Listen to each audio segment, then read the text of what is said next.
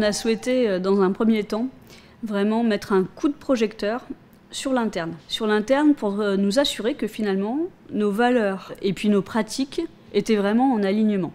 On a créé un groupe de travail, un collectif, composé à égalité d'hommes et de femmes, de salariés et de militants. Et ce collectif a créé des outils pour sensibiliser les militants, les salariés en région sur le sujet. Et puis on a constitué une enquête avec un questionnaire sur le sujet égalité femmes-hommes en interne. Les premiers résultats sont vraiment intéressants. Et avant de parler des résultats, ce qui est vraiment intéressant, c'est le taux de réponse. Sur les enquêtes égalité femmes-hommes, généralement, il y a un taux de réponse de 10%. Chez MGN, on a un taux de réponse de 49%. 49%, et si on focalise sur les militants permanents, donc ceux qui militent tous les jours chez MGN, on a un taux de réponse de 82%.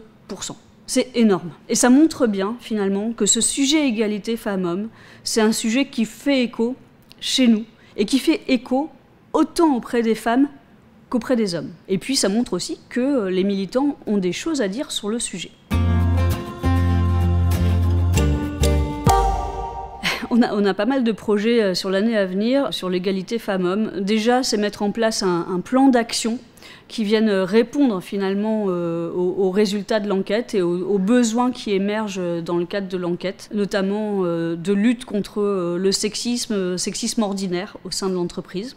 On a créé un groupe de travail transverse qui implique tous les périmètres de la mutuelle, salariés, militants, établissements, secteur assurance, pour travailler sur un plan d'action qui englobe tout le périmètre de la mutuelle pour lutter et vraiment devenir exemplaire sur le sujet égalité femmes-hommes en interne. Et puis, ce qu'on va faire, c'est qu'on va poursuivre notre engagement sociétal sur le sujet.